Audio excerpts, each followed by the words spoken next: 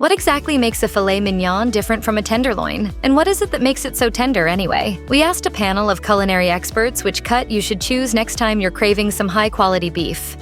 Beef tenderloin is a long, narrow muscle from the loin primal, which is also home to other beloved steakhouse cuts like New York strip, T-bone, and porterhouse. Both T-bone and porterhouse have a bit of tenderloin on them, famously held together with its signature bone. Given the location of this muscle on the steer, just along the backbone and under the ribs, it should come as no surprise that it's so tender. According to Aki Suzuki, general manager of American Cut in New York City, beef tenderloin is a long, cylindrical cut of meat that runs along both sides of the spine. The non-weight-bearing muscles here barely do any work while the steer is alive, which means that they don't develop the same amount of connective tissue as a cut from the chest like brisket. That lack of connective tissue is what gives this cut its namesake tenderness. Filet mignon isn't so much a separate cut as it is a section of the tenderloin. As Kilian Gusso, executive chef at Lafayette Steakhouse in Miami, explains, filet mignon is the most tender and smallest part. The tenderloin is a long cut that's made up of multiple parts. The Chateaubriand can be found in the middle, at the tenderloin's widest part, while a narrow strip of meat known as the chain sits along the tenderloin. This portion is best cut into small pieces and stir-fried. Only the thinner, tapered part at the front end can truly be called filet mignon. It's usually cut into small, personal-sized steaks, the narrowest of which is often called the tournidos. Don't be fooled by other cuts masquerading as filet mignon. While any cut of beef without a bone could technically be called a filet, you won't get the buttery texture of filet mignon anywhere else on the steer. Surprisingly tender. See, I knew you'd like it if you give it a chance. Seeing as filet mignon is simply a part of the beef tenderloin, it should come as no surprise that it's significantly smaller. A whole, untrimmed and unpeeled tenderloin typically weighs between 6 to 7 pounds, which includes about 1¼ pounds of fat and silver skin and 2 pounds of chain meat. The trimmed tenderloin proper usually weighs only about 3 pounds, depending on the size of the steer. Of the tenderloin, the filet mignon is a relative fraction. A filet mignon typically weighs between 5 and 6 ounces, and you can expect to get a total of 6 to 10 pounds of it per steer. Compared to 12 to 14 pounds of tenderloin, that's quite a bit less filet overall.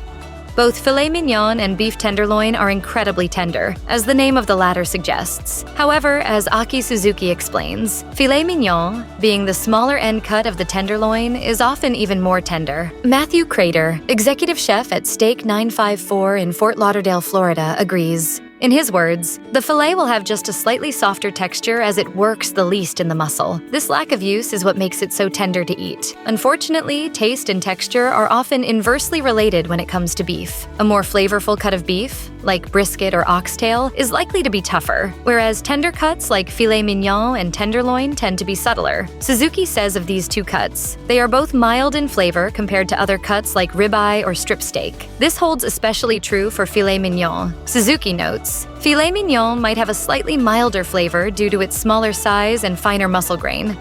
Filet mignon's various characteristics also mean that it's notably pricier. Chef Gusso explains, filet mignon is generally more expensive than beef tenderloin as a whole because it is a smaller, more tender, and more prized cut. Chef Crater agrees. As he puts it, I find filet mignon will typically run a little more on the pricey side compared to tenderloin. People tend to see it as a much more fancy and desired cut. That said, this isn't always the case. At the esteemed butcher shop Low Bells of New York, 10 ounces of filet mignon retails at just under $100. A bone-in, 14-ounce tenderloin costs around $170. Depending on your particular tastes, the tenderloin can be far more expensive. I used to have kind of a taste for trash, but these days it's all prime rib and filet mignon and tenderloin. When sold whole, beef tenderloin is perfect when it's prepared on its own, or placed inside a pastry as part of a beef Wellington. Either option makes for an impressive meal. If you want to take Chef Crater's advice, he suggests that if the tenderloin is whole, I would cook it as a roast. It's nice and easy to carve for groups of people. Suzuki feels the same way, stating, for a dinner party or family gathering, roasting a whole tenderloin is fantastic. As for how to go about this, he has a few ideas. Suzuki starts by searing the tenderloin well on all sides, which brings out a lovely caramelized flavor. He then crusts the tenderloin in herbs like rosemary, thyme, and garlic before roasting it in the oven. The result, he says, is a flavorful outer layer with a tender, juicy interior that's easy to slice and serve as is. A whole roast isn't the only way you can prepare a beef tenderloin. Much like filet mignon, beef tenderloin can also be cut into steaks, which Suzuki suggests for the perfect intimate meal. He typically begins by pan-searing the filet mignon or beef tenderloin steaks in a hot cast-iron skillet with butter, garlic, and herbs. Then, he finishes the steaks in the oven until they reach the desired doneness. According to Suzuki, this technique provides a nice crust while maintaining tenderness. Chef Guso likes to prepare either cut by pan-searing the steaks at a very high temperature to form a delicious golden crust. Next, he says, I finish it with thyme, garlic, and butter until it reaches the desired internal temperature. Chef Crater goes so far as to say he favors the individual steaks over a whole tenderloin, noting that he prefers a pan-sear or grill to a whole roast. Indeed, direct contact with the heat of a cast iron pan achieves a crispy exterior that the indirect heat of the oven can rarely match. The result is a beautiful textural contrast between the crust and the tender meat within.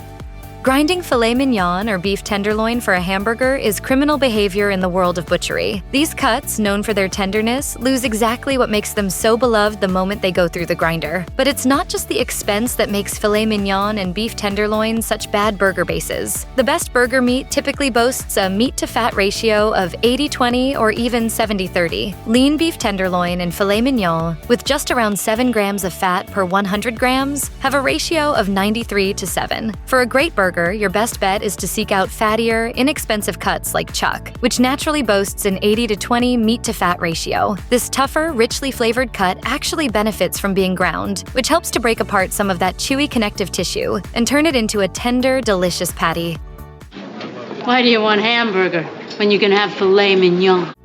Both beef tenderloin and filet mignon are relatively low in connective tissue and fat compared to other steaks. Since tenderloin is one of the leanest cuts of beef out there, it's certainly a lower fat option compared to richer cuts like ribeye. While this might seem like an advantage from a health perspective, a very lean cut has a few downsides. Lean cuts of meat are less forgiving of overcooking than fattier cuts, which means that just a moment's distraction can transform these steaks into expensive hockey pucks. What's more, marbling, which refers to the flecks of intramuscular fat you'll see on fattier cuts, adds loads of flavor and juiciness to meat. Both tenderloin and filet mignon lack these attributes, leading many chefs and home cooks to overcompensate with rich sauces. While delicious, these accompaniments increase the overall fat content of the steak significantly, offsetting any health benefits from choosing a leaner cut of steak. Given the leanness of tenderloin and filet mignon, both steaks are best cooked no further than medium rare. Both Suzuki and Chef Crater agree that this keeps the meat juicy and tender. In Crater's words, I would never cook past medium rare. There is not a lot of fat to protect the steak, and it loses its juices pretty quickly. The texture changes quite dramatically once you go past medium. For the perfect medium rare steak, Suzuki recommends cooking it until it hits an internal temperature of 130 to 135 degrees Fahrenheit. Crater, meanwhile, thinks that the easiest way to get there is by searing a steak in a cast iron pan. He elaborates, this gets a really nice crust and crispy texture that other cooking methods will not, while not overcooking the steak. Of course, as with all steaks, don't forget to rest the meat before serving so the juices can redistribute, and the interior of the steak remains moist. The lack of fat in tenderloin and filet mignon also means that both are particularly tasty with sauces, which add much-needed flavor and fat. As Chef Crater puts it, both of these steaks are what I would call sauce sponges. As for which sauce to choose, the possibilities are endless. Aki Suzuki notes that a sauce can be as simple as a homemade compound butter, seasoned with garlic, herbs, or spices. A French bordelaise made with red wine, bone marrow, and butter is certainly luxurious, while a zingy chimichurri from Argentina adds brightness and zip. A delicious creme fraiche sauce is a snap to pull together if you want something quick and easy, though a more complex pan sauce like au poivre is certainly impressive. Needless to say, there's no shortage of options. If you want to pair your steak with some high-quality bacon, you may want to spring for the filet mignon. Many butchers, chefs, and home cooks impart even more flavor and fat to their fillets by wrapping their steaks with bacon. This technique doesn't just naturally baste the filet mignon in tasty, smoky fat, but it can also serve to hold together the end of the fillet, which occasionally comes apart into 2 pieces. I'm gonna go ahead and have the bacon-wrapped filet, please. And if you could double up the bacon on that, that'd be great. Thank you. Go for it, buddy. Go, Pete! Yeah, sounds good, huh? Ripping it, yeah.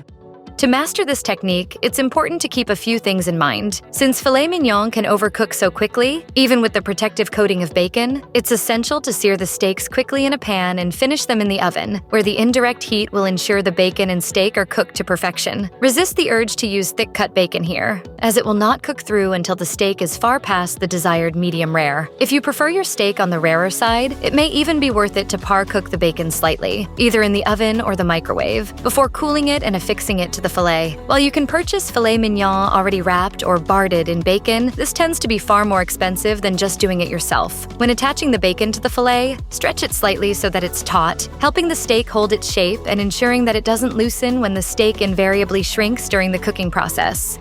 Dry aging beef is all the rage these days, as it's a beloved technique that can impart a funkier, beefier flavor to your favorite cuts of steak. But filet mignon is not necessarily at an advantage when dry aged. One major goal of dry aging is to tenderize tough cuts of meat.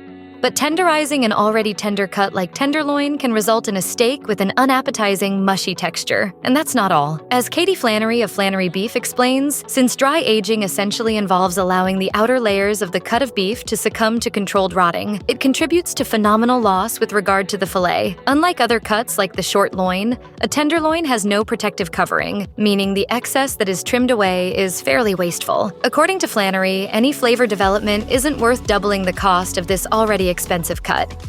It's rare to end up with leftover filet mignon or beef tenderloin. After all, these lean, expensive cuts are typically served in portions that are just right for the individual diner. But in the unlikely event that you do end up with leftovers, resist the urge to try to reheat them. While it's possible to use a low and slow method to heat the steak back up, the risk of ending up with dry steak isn't worth it.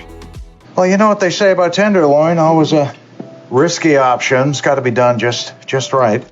Instead, allow the steak to temper to room temperature and enjoy it cold. Thinly sliced leftover beef tenderloin is particularly delicious on a sandwich or slider. Consider using a richer roll like a buttery croissant and adding some blue cheese to add even more flavor to the finished dish. The leftover beef can also be sliced and served on top of a Caesar salad or Cobb salad in place of grilled chicken in order to give it a special flair.